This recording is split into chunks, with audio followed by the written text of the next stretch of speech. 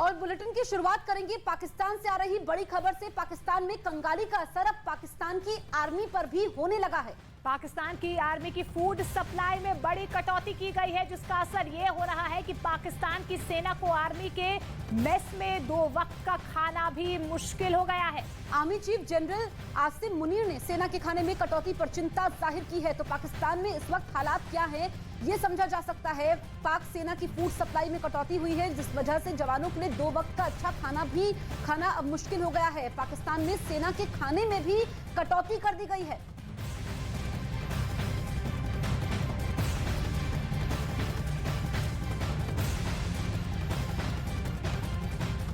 तो पाकिस्तान की हालत किसी से छिपी नहीं है। महंगाई ऐसी है कि लोगों के हाथों से निवाला छिन गया है। तो वहीं अब पाकिस्तानी आर्मी भी अपनी भूख से समझौता करने के लिए मजबूर हो चुकी है और इसका असर यह है कि शरीफ सरकार से सबका भरोसा उठने लगा है। कहा जा रहा है कि पाकिस्तान में किसी भी वक्त तख्ता पलट हो सकता है।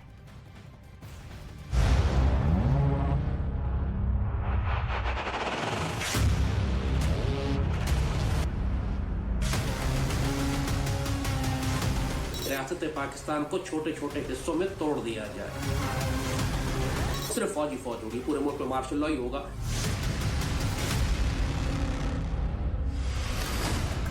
पाकिस्तान में भुखमरी का आलम यह है कि शहबाज शरीफ प्रधानमंत्री की कुर्सी से बेदखल हो सकते हैं और मुल्क की रिवायत के मुताबिक army chief general Asim Munir की वजीर आजम के तौर पर ताजपोशी हो सकती है।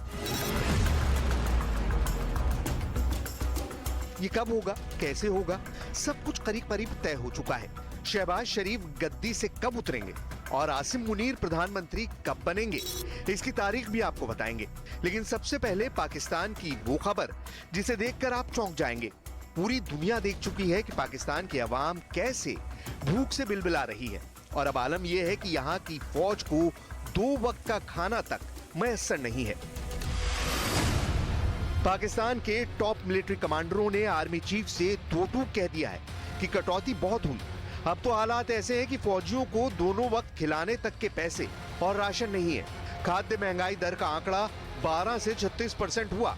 तो पाकिस्तान की सेना ने फौजियों के खाने में बजट से पहले ही 50% की कटौती कर दी।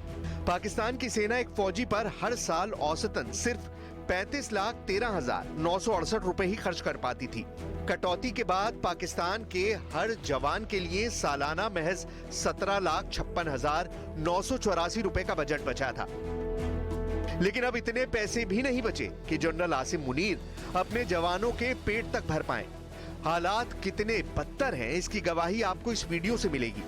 पेशावर में पाकिस्तानी फौज के पास चाय पीने तक के पैसे नहीं है। ऐसे में चाय की दुकान पर फौजियों ने चुस्की ली और जब नाबालिग दुकानदार ने पैसे मांगे तो उसे पाकिस्तान आर्मी के जवानों ने सरेआम पीट दिया।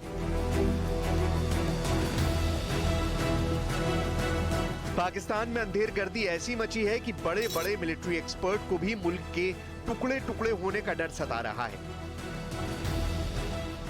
पूरी रियासत एक बंद गली में आ चुकी है। किसी के पास किसी मसले का कोई हल मौजूद नहीं है। मुकम्मल फिक्री, सियासी, नजरियाती, माशी अनारकी और इसमें फिर अस्करी दहशतगर्दी इस हद तक सर उठा चुकी है कि रियासत के बारे में इतने शुकूक और शुबहात उठाए जा रहे हैं कि खुद पाकिस्तान के अंदर बैठे हुए लोग, अब नापाक और पलीत लोग ये मशवरे दे रहे हैं कि रियासत पाकिस्तान को छोटे छोटे हिस्सों में तोड़ दिया जाए। पाकिस्तान में जब इनडायरेक्ट हुकूमत करने वाली आर्मी के पास खाने के लाले पड़े हैं तो भला मुट्ठी भर आटे और 2 रोटी के लिए अवाम मरने मारने पर उतारू क्यों नहीं होगी। पाकिस्तान में कारोबार चौपट हो चुका है। बड़े बड़े इंटरनेशनल कारखाने बंद हो रहे हैं। हालात इतने खराब हैं कि अब सालाना 2,19,492 करोड़ रुपए का बिजनेस करने वाली पाकिस्तान की आर्मी भी भूख से छटपटा रही है। ऐसे में अब खुद पाकिस्तान की मशहूर हस्तियां भी मुल्क का हश्र, श्रीलंका और लेबनान जैसा होने की आशंका जता रहे हैं। मुल्क अगर श्रीलंका बन जाता है, लेबनान बन जाता है, लेबनान में आपने देखा पूरे बैंकों को आग लगा दी लोगों ने, क्योंकि बैंकों ने पैसे देना बंद कर दिए, कैश फ्रीज कर दिया, लोगों के पैसे जो बैंक में थे वो गए। अब लोग लेबनान में बैंकों को आग लगा रहे हैं। श्रीलंका का हाल आपने देख लिया था। ये पाकिस्तान को उसी जानिब लेके जा रहे हैं।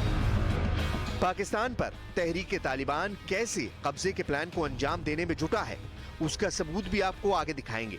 अभी आप वो सुनिए जो 23 करोड़ से ज्यादा पाकिस्तानी अवाम के लिए ही नहीं, पूरी दुनिया और लोकतंत्र के लिए खतरे की घंटी है। और रेड लाइन अल्लाह न करे क्रॉस हो गई तो फिर आर्मी हार्ड इंटरवेंशन कर सकती है, जाहिर ऑप्शन ही कोई नहीं है फिर उसके पास। और तीसरा एक पॉइंट ये होता है, जैसे कहा कि दो ऑप्शन बताए थे, सुप्रीम कोर्ट या आर्मी, और तीसरा ऑप्शन ये है कि फिर इन्वेजन हो जाए पाकिस्तान पे, इतना कोलैप्स कर जाए आप कि हमारे दोनों जानिब इतने ताकतवर दुश्मन है, टीटीपी बगावत के लिए अंदर, इंसर्जेंसीज के लिए और हाई इंटेंसिटी इन्वेजन के लिए भारत हमारे अंदर दाखिल हो जाए। उस वक्त ये पूरा निजाम, ये कॉन्स्टिट्यूशन, ये आइन, ये पार्लियामान, ये सब बकवास भग से उड़ जाएगी। उस वक्त सिर्फ फौज ही फौज होगी, पूरे मुल्क में मार्शल लॉ ही होगा। यानी पाकिस्तान में मार्शल लॉ लागू होगा, तख्ता पलट होगा, जनरल आसिम मुनीर प्रधानमंत्री बनेंगे। इसे लेकर चर्चाओं का बाजार गर्म है। हालांकि इन चर्चाओं में यहाँ के एक्सपर्ट बेवजह भारत को घसीटने से भी बाज नहीं आ रहे हैं, जबकि सच ये है कि पाकिस्तान पर टीटीपी यानी तहरीक तालिबान पाकिस्तान के हमले का खतरा मंडरा रहा है। पाकिस्तान में तख्ता पलट की आशंकाएं जताई जा रही हैं, तो सरकार कमजोर होने से आतंकवादियों ने भी सर उठाना शुरू कर दिया है। ऐसे में पाकिस्तान में चौतरफा मुसीबतें देखी जा रही हैं और तो और मिलिट्री ने यहां तक सलाह दे दी है कि पाकिस्तान सरकार एटम बम बेचकर आर्थिक संकट को दूर करने की कोशिश करे। दावा किया जा रहा है कि टीटीपी आतंकियों का झुंड अफगानिस्तान बॉर्डर से इस्लामाबाद की तरफ रवाना हो चुका है। महंगाई से पाकिस्तान की आवाम ही नहीं, उनके पाले पोसे आतंकी भी हलकान है। ऐसे में तहरीक लब्बैक ने भी 27 फरवरी को पाकिस्तान बंद का ऐलान कर दिया है। तहरीक लब्बैक पाकिस्तान की जानिब से पेट्रोलियम मसनूआत की कीमतों में इजाफे के खिलाफ जो अल्टीमेटम दिया गया था, उसका वक्त अब मुकम्मल हो चुका है। अब पूरे मुल्क पाकिस्तान में 27 फरवरी बरोज पीर मुकम्मल तौर पर शटर डाउन हड़ताल होगी। पाकिस्तान की सरकार के मुताबिक मुल्क की सालाना महंगाई दर 27.55% है, जबकि दुनिया के मशहूर अर्थशास्त्री स्टीव हैंग की माने तो असली आंकड़ा 58% है। पाकिस्तान को वजूद बचाने के लिए किसी भी तरह से अंतर्राष्ट्रीय मुद्रा कोष से करीब 8,282 करोड़ रुपए का कर्ज चाहिए, लेकिन पहले के भारी भरकम कर्ज की वसूली हुई नहीं। ऐसे में IMF ने पाकिस्तान पर कड़ी शर्तें लगा दी हैं, जिनको मन मसोस कर पाकिस्तान को मानना ही पड़ा है। पाकिस्तान की संसद में IMF की शर्तों के मुताबिक बिल भी पास हुआ है। IMF से कर्ज के लिए पाकिस्तान ने टैक्स में भारी बढ़ोतरी की है। अब पाकिस्तान में लग्जरी वस्तुओं पर सेल्स टैक्स को न्यूनतम 25% और सामान्य वस्तुओं पर सेल्स टैक्स को 18% कर दिया गया है। इसी महीने IMF की टीम ने पाकिस्तान का दौरा भी किया था, लेकिन कर्ज की डील फाइनल नहीं हो पाई। रियासत पाकिस्तान इस वक्त यतीम है, कोई इसके ऊपर सरबराह है ही नहीं जो फैसले कर सके। जो मुल्क का वजीर आजम है वो दूसरे मुल्कों में जाके भीख मांगता है, बादशाहों के सामने खड़े होकर के उकुल खुबुस लाजिम मौजूद, अस्तगफिरुल्लाह। इसकी क्या रियासत की इज्जत रहेगी? बिलावल पूरी दुनिया में अपने आप को अगला वजीर आजम बनाने के लिए एक प्राइवेट फॉरेन पॉलिसी चला रहा है, हर जगह जाके लॉबिंग कर रहा है सिर्फ इसलिए कि उसको सपोर्ट किया जाए कि आइंदा आने वाले इंतखाबात में वो मुल्क का वजीर आजम बन सके। और पूरी रियासत पाकिस्तान को पता ही नहीं है कि वो क्या फॉरेन पॉलिसी चला रहा है।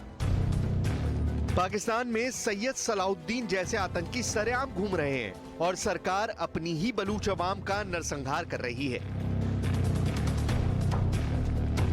हुकूमत पर काबिज शहबाज शरीफ और बिलावल भुट्टो जरदारी गद्दी बचाने में जुटे हैं, तो इमरान खान सत्ता में वापसी के लिए जेल भरो मुहिम चला रहे हैं